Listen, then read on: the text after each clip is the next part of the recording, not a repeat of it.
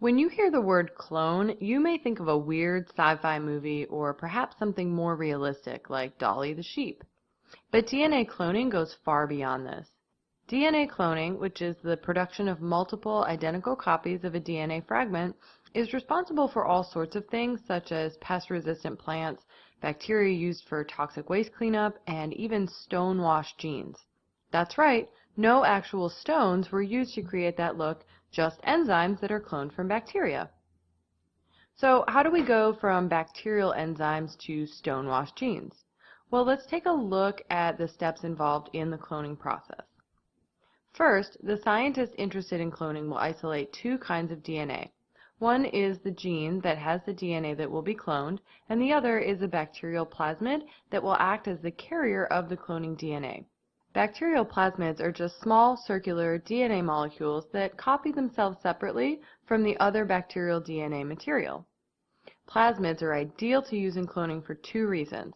They are very versatile and can carry just about any gene, but they also get passed from one generation of bacteria to the next, so they carry that gene on down the line.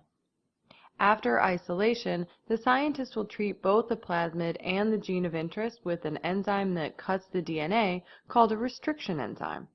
These enzymes get their name from their role in nature to restrict invading DNA from entering bacterial cells by cutting up the foreign DNA. This invading DNA may come from other organisms or even viruses, so it's important to keep them out. Amazingly, scientists know of hundreds of different restriction enzymes, though each one of them recognizes only specific DNA segments to cut. The restriction enzyme cuts the plasmid in one place so that it creates an area that the target DNA can bind to.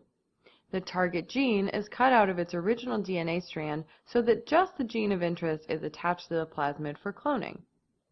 After cutting both the target DNA and the plasmid, the two are linked together with an enzyme called DNA ligase. This pasting process results in a recombinant DNA plasmid, which is a single DNA molecule combined from two different sources of DNA. It is literally recombined, hence the name recombinant. After the two DNA pieces have been pasted together, the plasmid is inserted into a bacterial cell, which will allow the bacteria to replicate.